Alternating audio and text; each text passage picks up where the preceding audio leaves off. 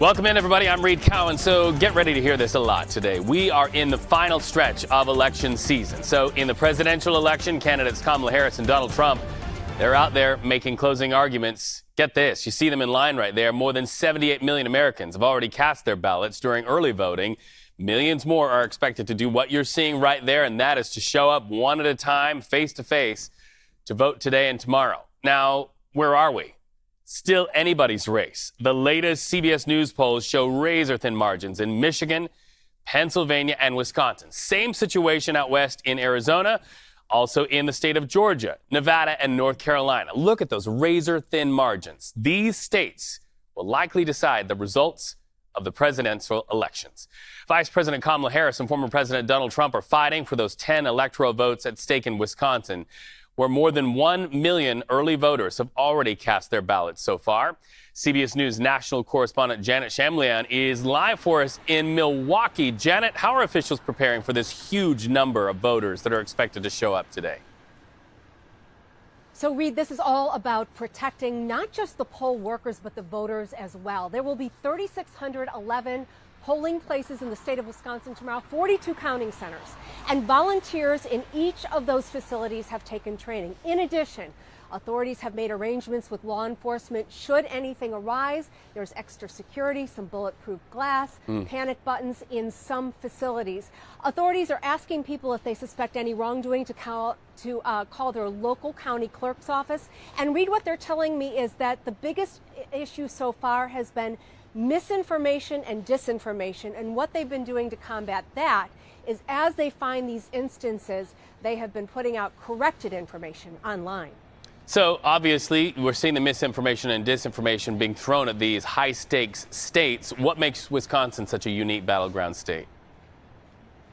So Wisconsin, with its 10 electoral votes, is not very diverse compared to the other battleground states. It is largely rural and white, unlike Milwaukee, where we are now, or Madison, which is a large blue base as well. So everyone is really going after those red voters, and specifically both campaigns have been targeting in those red areas not just new voters, but people who haven't voted recently. It's really thought that here in Wisconsin that this is going to be decided outside of the cities and by razor-thin margins. Let's look at 2016, when Trump took it by only 23,000 votes in the state of Wisconsin. 2020, Biden by 21,000 votes. All right, so you're talking about those voters. What are you hearing when you talk to them on the ground there where you are?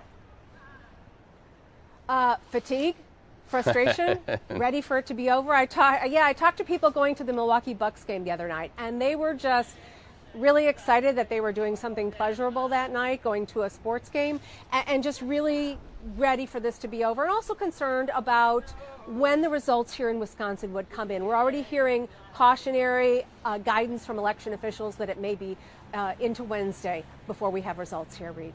Yeah, this is going to be a long, long wait. Janet, thank you so much. A little peek of what's going on in the state of Wisconsin. You know, arguably, though, one prize that's number one is Pennsylvania. That's why you're going to see Donald Trump and Kamala Harris setting their sights on the Keystone State today. Keystone State key to getting the keys to the White House. Donald Trump will be in Reading, Pennsylvania. Harris will be in Scranton and Allentown. CBS News Philadelphia reporter Nikki Dementri following the Harris campaign in Philadelphia. Nikki, Allentown is really home to a large community of voters who have a heart for Puerto Rico. Do you think that is why we are seeing the candidate there to try to capitalize on what happened at the Donald Trump rally, where Puerto Rico is referred to as a floating pile of garbage, to try to attract Latino voters?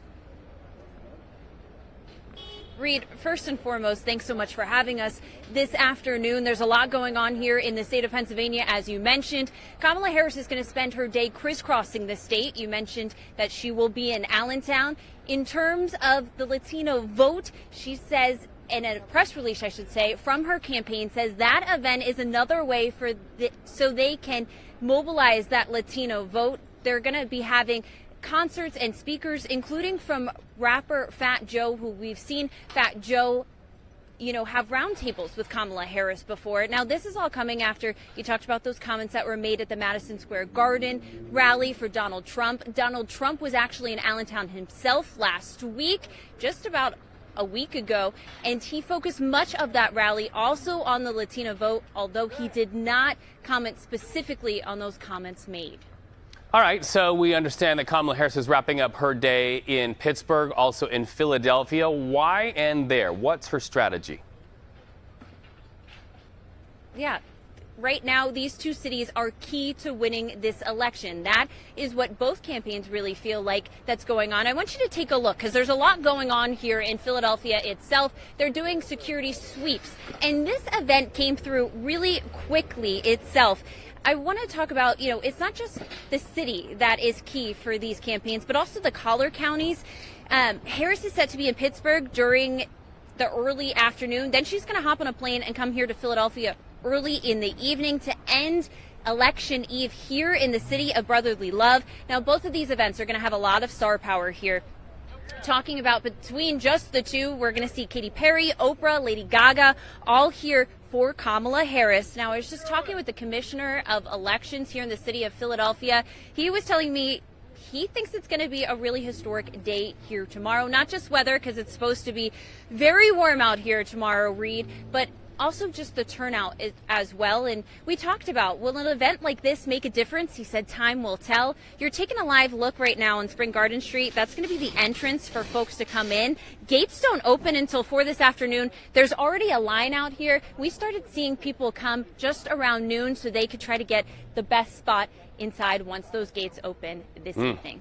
All right, the question is, will star power lead to getting the votes in Pennsylvania? Nikki, thank you so much for that. A peek into Pennsylvania. Meanwhile, let's talk about the state of Illinois. Chicago, voters eagerly waiting to turn in their ballots. But we understand if you live in that area, some places have a longer wait than others. So just be prepared. CBS News Chicago's Marissa Perlman at Chicago's super site reporting that some people waiting hours just to take advantage of early voting there. Watch.